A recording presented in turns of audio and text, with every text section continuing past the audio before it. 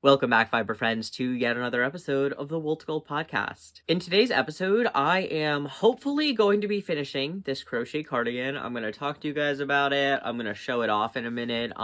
If you have been following me for a while, you have definitely seen this before. I'm sorry I'm holding it like this. I'm manhandling it, honestly. But I am literally mid-stitch, and I don't want to lose my place, so that's why I'm holding it that way. And I'm also going to talk to you guys about my plans for the next year in terms of Wool to Gold. Both the channel, my business, my art practice, all of those fun things, because I have been thinking about it a lot lately. And I kind of wanted to talk about it with you guys. I wanted to share it with you guys because you're on this journey with me. And some of these plans might work out, some of these plans might not. But wouldn't it be fun to look back in a year and be like, wow, look at all the things I was able to accomplish, and also remember all the things that I meant to do, and maybe do them in the next year, you know? Okay, so as you can see, this is the work in progress cardigan. The last time you guys saw it, it wasn't seamed. That's literally the only thing that I have done, and I'm not even done seaming it on this side, and I was thinking about it today, and, I don't know. I'm going to try it on again and see if I really want this sleeve width, because of just like the general nature of the waffle stitch. As you can see, like the way the decreases have to be, I don't really know if I want to start with a sleeve length this wide, because I don't think I'm actually going to do any decreases or I don't really want to do any decreases on the arm until I actually get to the wrist part, where I'm going to decrease to do the ribbing. The last time I checked in with you guys about this, I said that I was going to try to get some of the ribbing done on this project because I hate doing ribbing. And if I save it all for the end, I think I'm going to get really bogged down with it. The thing about ribbing is that I hate it enough that I halted this project entirely because I didn't want to have to work on the ribbing. So I would rather at least get the sleeves done, you know? Like, maybe I can, like, trick my brain, convince myself that I will actually do the ribbing part when I get to it. And that will get me through the sleeves, right? And then once the sleeves are done, and it's just the ribbing, am I really not going to finish the cardigan because of the ribbing? Hopefully not. Hopefully not. I have really cute buttons that I want to put on this cardigan. I would really like to wear this to Maryland Sheep and Wool, which is fast approaching. And so yeah, this waffle stitch cardigan, I really love this. I really want to finish it. Some details about it, because I haven't even really told you anything about the yarn. This is all Kelbourne Woolens in an assortment of colors. The neutral is, I believe it's their like heather sandstone or something like that. It's like a neutral oatmeal-y kind of color. It looks a little dark today because it's quite literally snowing outside right now. It was like 60 degrees 2 days ago here in New Jersey, and it is snowing outside right now, so that's why my lighting is not very good right now, just a heads up. And then, obviously, I have it also in a wonderful rainbow assortment of colors. I already did the whole front and back, essentially, sans the ribbing, obviously. It is cardigan style, so right now it's like just a vest, right? It's just kind of a rainbow vest. It's pretty groovy, but I would like it to have sleeves because that's definitely more my style. And I have a lot, and I'm saying a lot, of each of the colors left, so I think what I'm gonna try to do, actually, before I even start the sleeves, now that I'm thinking about it, I should weigh these balls and I should split them almost exactly in two, and then save each of that amount for each of the sleeves so that I can use the same amount on each of the sleeves. Because TBH, I am a little bit worried, like, it's the waffle stitch, so it eats up yarn, right? If you've used the waffle stitch before, I'm sorry, I'm so distracted by, like, the freaking blizzard that's going on outside right now. It's kind of insane. Anyway, if you've used the waffle stitch before, or you've seen that really famous video on the internet where they see which stitch uses the most yarn, the waffle stitch is a yarn eater, admittedly. But I had a lot of this yarn. I still have 2 more hanks of this color, the neutral, that I have been using. I really want to finish doing the seaming with this neutral, and I don't know. I have no idea exactly how I'm gonna finish this. This has been an entirely self-drafted project, by the way. There is absolutely no pattern that I can reference for you. I'm just kind of hoping, like, I know that it will come out the right size because of the swatch tests that I did. But otherwise, we're kind of just doing this on a hope and a prayer. Like, I like the way it's been coming out so far. I like the way it wears so far, and I'm kind of just hoping that, you know, with some sleeves and the finishing touches, that it comes out really cool and we all love it as much as I do. I don't know, I have high hopes for this project. So I'll be totally honest with you guys, I have been a bit tired, a bit burnt out this week.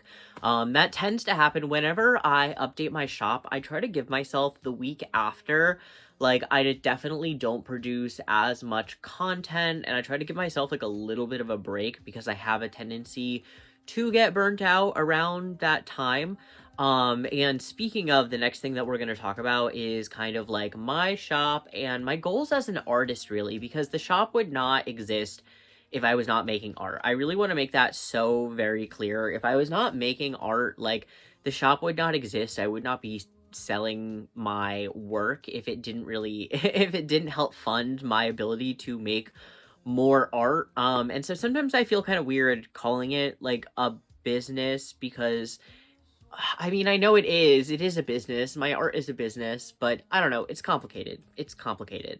But I wanted to talk about my plans for the year and kind of like my loftiest goals and expectations for the year, like things that I would really, really love to do and really, really love to accomplish, and some things that I am definitely going to do and definitely going to accomplish that you guys can look forward to in the next year. Okay, so as you can see, this is officially fully seamed. I did bring it up a little bit higher into the blue ever so slightly. I did seam it like a little higher than I initially did, like I said I was going to. And then I wove in all my ends, okay? Because, I don't know, when you're in the mood to weave in ends, you know the feeling, and you should just run with it because, I don't know, I might as well clean it up now because there's going to be more ends to weave in. This is my pile of tails that I have left over, and I am going to save this because you never know when you're going to need like an extra like few inches of yarn, and also I can use this to sew in the buttons later on. Alright, fiber friends, it is the next day. I did not get any footage at the fiber meetup that I went to, although I did attend, I promise. It was super fun. I'm really glad that I went. I wasn't as like talkative slash social as I maybe was at some of the previous ones, but I've just been feeling tired after last week, and I'm just gonna let myself be okay with that. Sometimes we get a little bit tired. That's okay.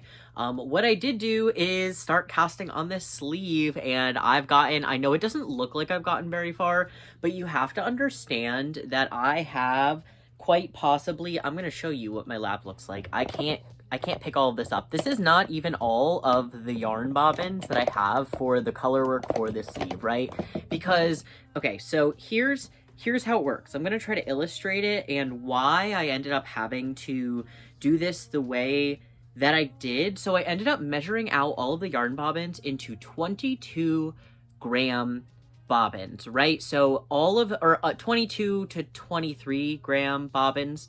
And that's because I had at least 88 grams left of each of the colors, okay? And there are 2 sleeves. I didn't want to run out of yarn for the color work on the sleeve, right? So I wanted to split those balls into 2 to see exactly how far I could get the colors to go down the sleeve before I need to shift to the neutral, if that makes any sense, if you're seeing the vision here, right? So I split them into 2, but then after I had split them into 2, I realized that excluding the blue section and the red section, which connect with one another at the top and bottom of the sleeve, these colors, I can't carry that color all the way around to the other side over here, or else I'm just gonna have a lot of like internal crisscrossing and tails and stuff like that. It's gonna be ugly and messy, and I don't really want that. So instead, I'm carrying individual like smaller 22 gram yarn bobbins for the the orange, the yellow, and the green. And that's where we're at. This project can go absolutely nowhere. I swear I'm getting faster at going back and forth, because also this isn't worked in the round. Like, I'm not going like circle, circle, circle. I'm going like around once, and then I'm like doubling back and going the other way, and then I connect it and do that again, if that makes any sense. I know that that's not like abnormal. I'm just trying to explain how I am accomplishing this because I want these colors to kind of like continue into the sleeve. I just think that'll look really, really sick. I think already this looks really, really sick and like very clean, very professional. Maybe I'll finish the sleeve and I'll think like, oh, I take that back. It looks fugly and I wish I didn't do it that way. But all the other ways that I thought about doing it looked fugglier than this. So this is what I'm rolling with. I'm really excited. I haven't gotten that far because again, it's pretty tedious and I have to spend a lot of time keeping the bobbins not super duper tangled, but progress is being made. Maybe, I don't know, maybe we can get the sleeve done sometime soon.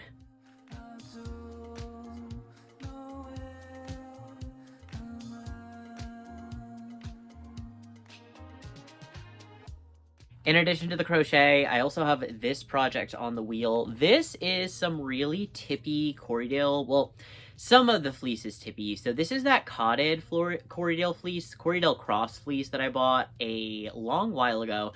I really can't remember which festival I got this fleece at. I did get the amount that I got and the quality of the wool is quite high.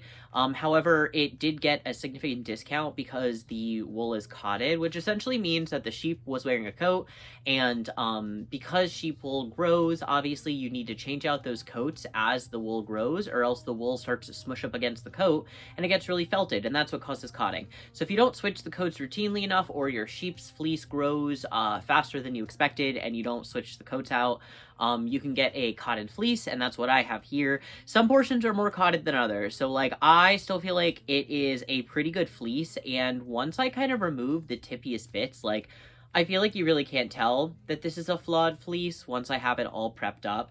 But I have been keeping it all for myself to spin, and I have just kind of been blending it up with a bunch of different things and experimenting. This one, as I'm sure you can see, has some like deep blues and teals blended into it, and then I actually think I'm gonna chain ply this. I don't know why I'm feeling a chain ply for this spin, but I just think it'll turn out really pretty if I chain ply it. And that's when I'm spinning, when I need a break from this really tedious color work that I'm doing right now.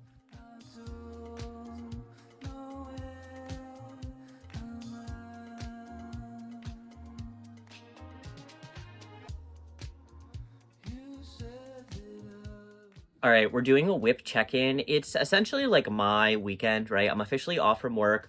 While I was working, I would come home and just do a few rows, and I have about eight inches here, I think. I'm pretty sure each of these blocks is 1 inch, so maybe it's 9 inches now. I'm not really sure.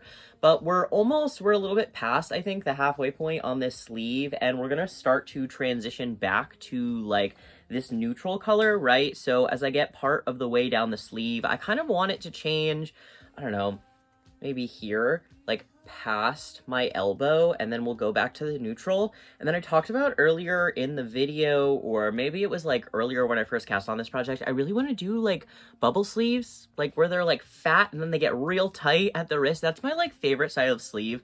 I don't know why, I just really like it. It reminds me of clowns and clowny puffy silhouettes, and I've just always really enjoyed a clowny puffy silhouette. I think they're fun. As you can see, I still am rocking this container as a way of containing all of the balls of yarn. When they were just rolling around loose, I was losing my mind. I was having to untangle so many balls of yarn every single color change because I just couldn't keep it in place. So this is actually working pretty well. It has been a week. I have been doing a lot of thinking about the Wool to Gold channel, about, you know, my yarn business in general, because obviously tax season and doing taxes happened super recently. So like lots of people reflect, I feel like, on their small business and things like that over the course of the year. And I kind of just wanted to put an idea out there for you guys in terms of things I'm thinking of and doing in the next year. And something, I have about a month to decide, obviously, because Maryland Sheep and Wool is coming very, very fast. And I might do an entire video about like what my plans are for Maryland Sheep and Wool and what I'm getting this year, because it's very different than what I got last year and very different from what my plans were last year. But I have this idea that I've been kicking around where I would really like to get 4 whole fleeces, ideally similarly weighted. That's going to be tough because the breed type varies, right? I want some fine wools and I want some medium wools, and maybe even include like a coarser wool as well. Maybe it should be 3 breeds. Maybe doing 3 breeds would be easier. 1 from the fine, 1 from the medium, 1 from the coarse. All rare breeds that I take the fleece, I wash it, I process it, and I wash it, and then I drum card it up for you guys in sets, in like rare breed, introductory, like try this breed, see if you fall in love with it sets. And each of the bats in, all of the bats like in the collection will have the same mix-ins. So if I do like a CVM, I would do maybe like, I don't know, 85% CVM, 15% silk, and then blend all of the bats up that way, right? Make it really, really consistent between all of the groupings, and then be able to send those out to people. I don't know. I just think that could be a really interesting offering. And at the end of the day, the reason that I started Wool to Gold, again, I talk about this all the time, and this definitely makes me a terrible businessman or whatever. You can absolutely make that critique below. But my intention was never to make a ton of money. Like, my intention with doing this and sharing my hobby with people was to really introduce people to specifically the rare breeds of sheep. And now that I have people that love my prep and trust my prep and are telling other people about it, and my channel is growing, I feel like I have more of an opportunity to really get that message out, or kind of like force that out. And that will obviously not be the only offering that I have all of next year. I'm just saying that this is a larger project that I've been thinking about. And I kind of would love, ideally, I would love to provide some kind of like almost zine. I don't want to call it a book, right? Like that's a lot.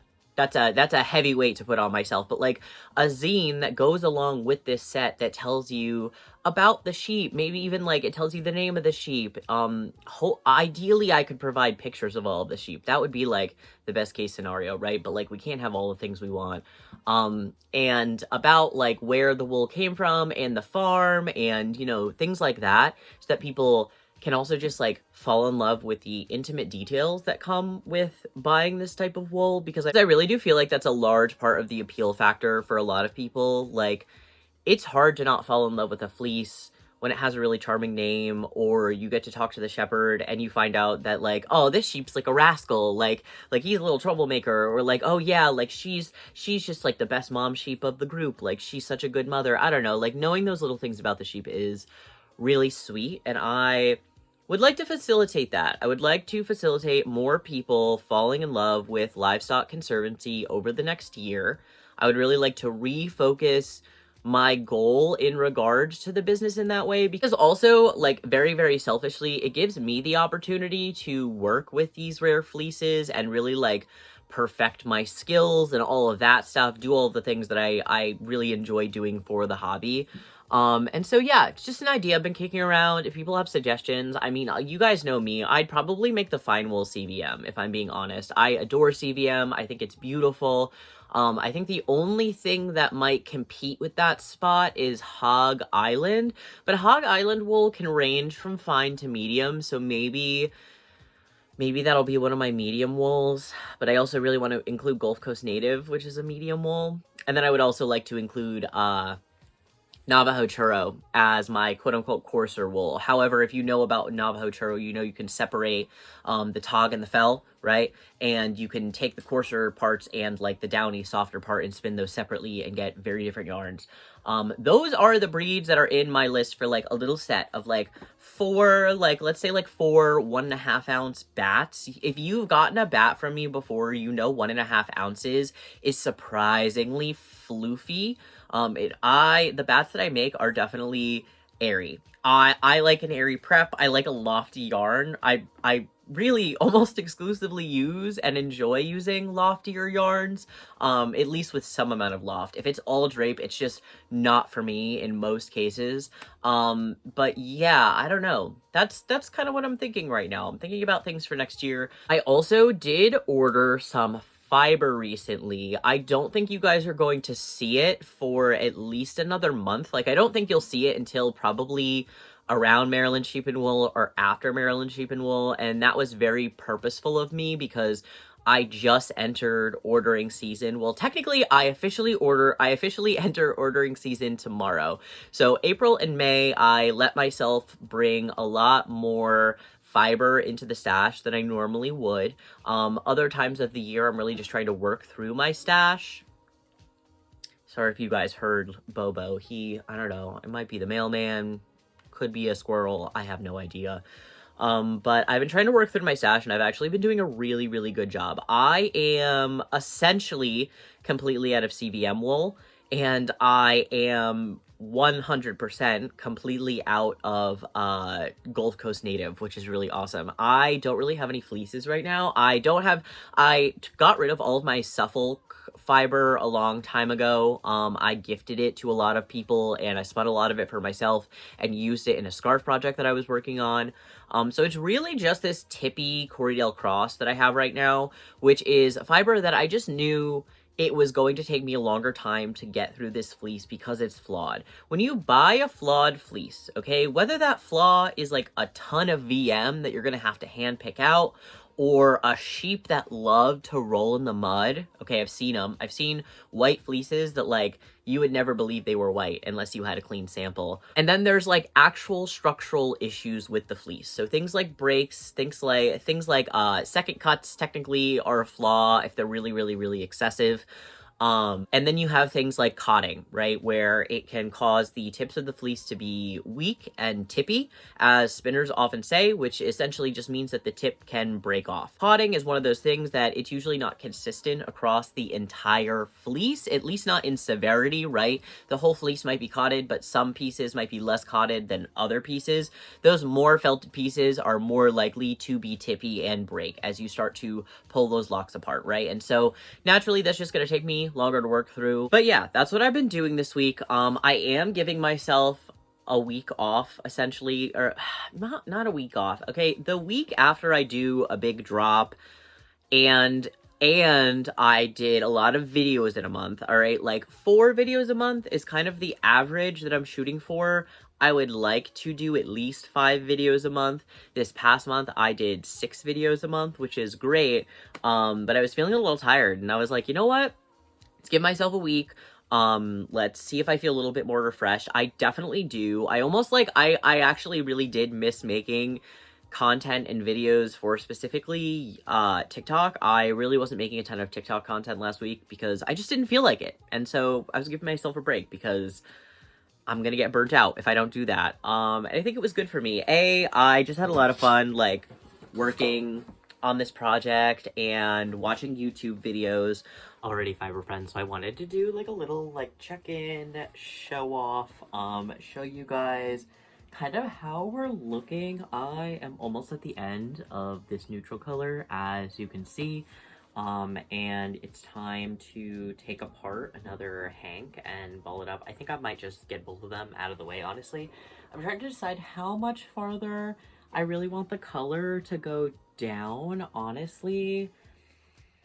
I might cut it off there. I might cut it off there and do the rest neutral and start doing the other sleeve. I don't know. What do we think? What do we think?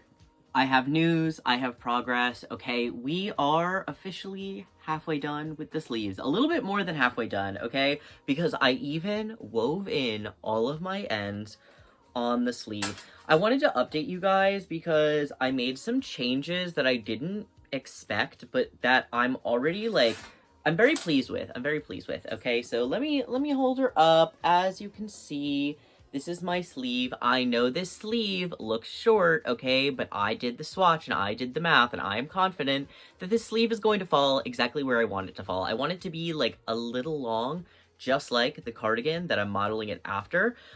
This is how I ended up finishing off the sleeve. So I ended up going a little bit farther than I thought I was going to with the colors. But honestly, I had the yarn and I was like, why not? A lot of the body is neutral, so why not go crazy with the colors on the sleeve?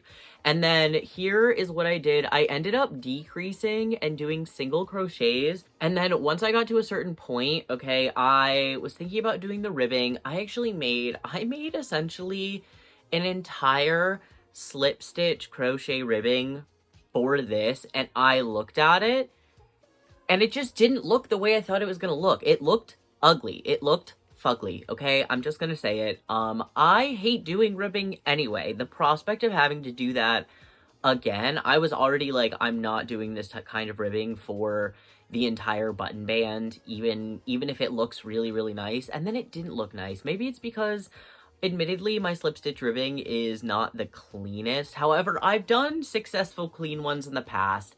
This was just not looking right. And I like the way that the sleeve looks this way. I actually decreased the hook size down to a 3.25 size hook in order to get like the tightness on the sleeve, and I think it's really cute. I did put a stitch marker in so I can try it on for you guys over kind of what I'm wearing. Oh gosh, okay. Let's try to put this on without making like a massive mess. I'm gonna push this around here. Okay, so obviously I still have to, see, look, it's like right above the wrist. It's gonna fall just a little bit, and it's gonna be great, okay? But obviously I still have to add like the edging and the button band on here. So here's what I'm thinking, right? I am thinking I want to do both the cuffs in blue, okay, because I didn't end up using a lot of the blue underneath because it has like the smallest amount of rows, right, and the red has the most on top. I feel like the warm colors kind of show the easiest on the sleeves. So what I think I'm going to do is make the button band on this edging, like on the inside, green. I'm thinking green. And then I'm sorry that you can hear the mail being delivered and you might hear Bo bark, and I apologize in advance for that. But also I think I'm going to make the band going around the bottom blue as well. I don't know. That's what I'm thinking right now. Maybe I'll make it yellow. I don't know. I haven't really decided yet, but this is turning out really nice. There was a moment on Sleeve Island, the first sleeve of Sleeve Island, where I was a little bit worried. Like, I tried it on, and I felt like the warm colors were coming through the most, and you couldn't really see the cool colors. But I think I just need to finish the sleeve. I think adding the blue around the wrist was a really nice accent. It must be our usual mail lady, because it sounded like Bo actually recognized her, because he didn't bark. We had, like, a substitute in a little while, and he did not like that. So he would get up to go check on what he was putting in the mailbox, but it seems like our usual mail lady is back. Anyways, yeah, that's the check-in for now. I do have work today. It's Thursday. I both accomplished somehow less and more than I expected on this cardigan. I did do a little thrifting recently, and I've done like sharing about my thrift stuff in the past, when my channel was a little bit smaller. But I might do like a thrift try on and show you guys what I got, because I got some really neat, cool pieces. Not a ton, honestly. There's like 2 sweaters. One of them you can see it's a cashmere, what's it called? Like sweater vest in this really lovely blue color that I am notoriously fond of. And it was only $4.99, so I had to scoop that baby up, but I had to hand wash it because cashmere, obviously, and that's one of the 2 sweaters that I got. But I don't know, maybe I'll show you guys the sweaters and some of the t-shirts that I got.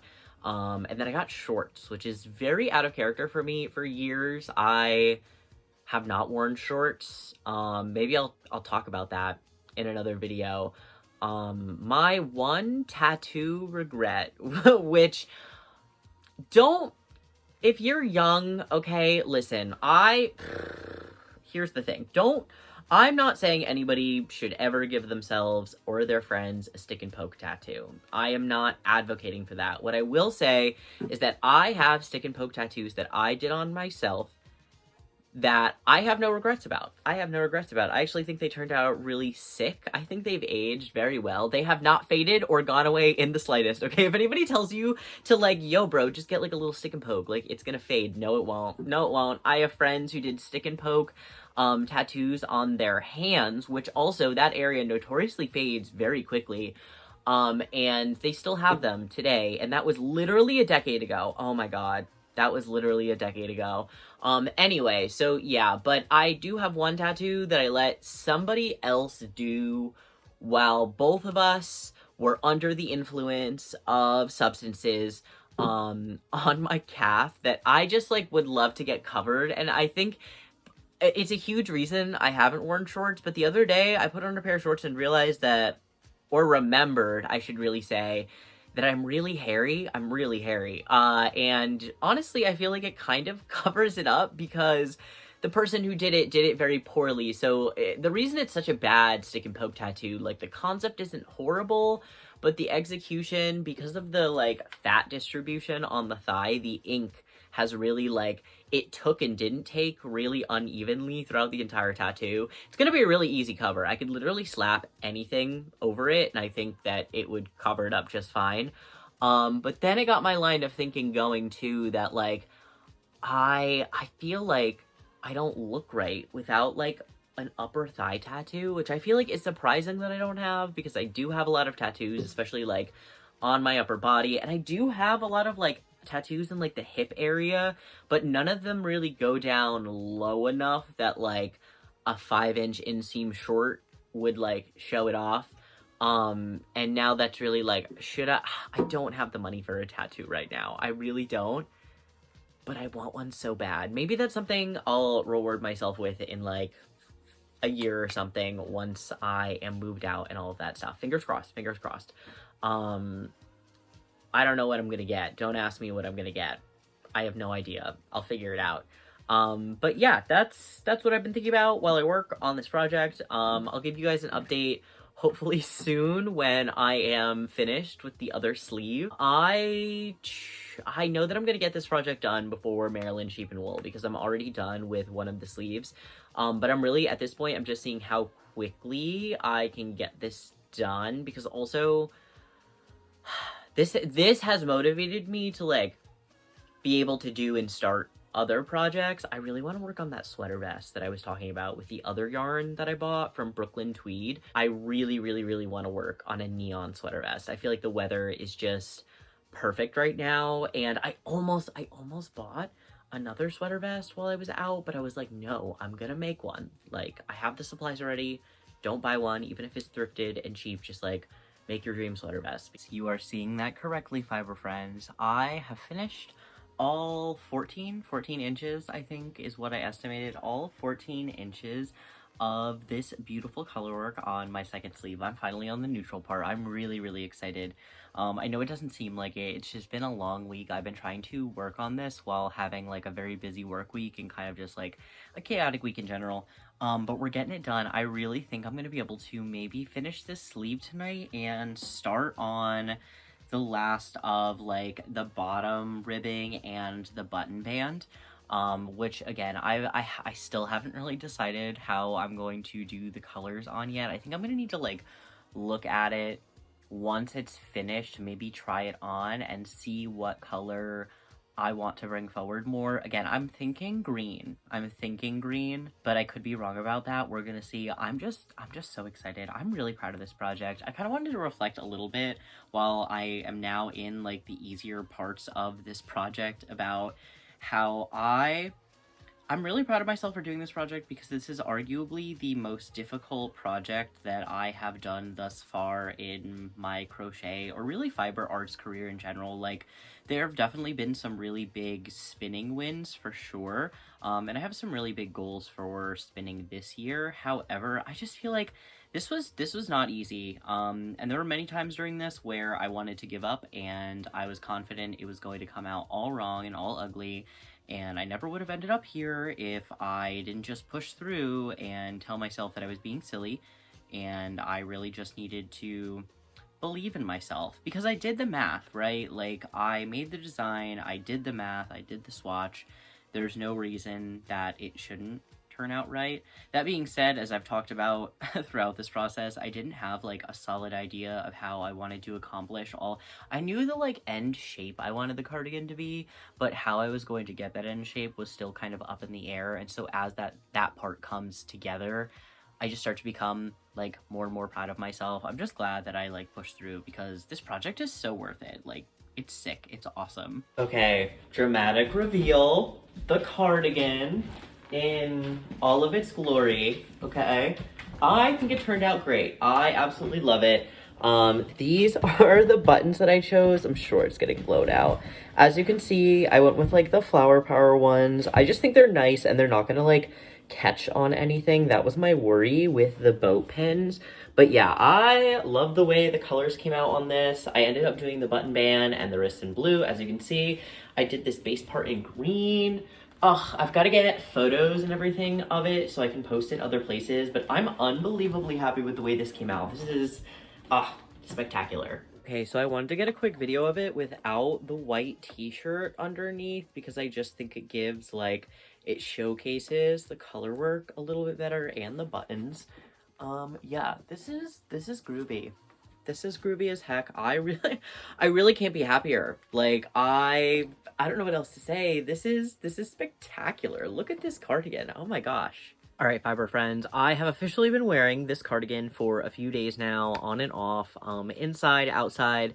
I'm obsessed with it. I love it. I think it's awesome, and I'm really excited that I put like my nose to the grindstone and got it done. I've been dreaming of this cardigan for a while, and the thing about like self-drafted garments or just crochet in general, right? I'm somebody who, I'd say like 75% of my crochet projects end up looking the way I want them to. There is still some like hit or miss stuff that happens for me with crochet. I'm definitely still learning, just like everybody else, but this was a really big win. I can't believe this was like my second sweater ever. And it has been, again, a really big confidence boost. Like, I feel like I can do anything now, and in fact I am going to be tackling a brand new craft in a episode that I'm going to be posting super soon, probably this weekend if I'm being honest. I'm hoping to get this episode out by Friday, and then hopefully there will be one more episode either Saturday or Sunday where I take on a brand new craft, and I hope you guys enjoy that episode as well. But yeah, I have to give this sweater a 10 out of 10. I think I'm going to wear this to Maryland Sheep and Wool if I'm not mistaken. I think it's absolutely fabulous, super exciting. If you want to see more content of this, if you want to see like some edited videos of me actually working on it and things like that, you guys can find me on other platforms. I am on Instagram, I'm on TikTok as well. And thanks again for following me along to finish this whip. Again, I'm just like so excited. Look at how this came out. Oh, fabulous. I think that's all I have to say for now. So thanks so much for watching, fiber friends, and I'll see you on the next one.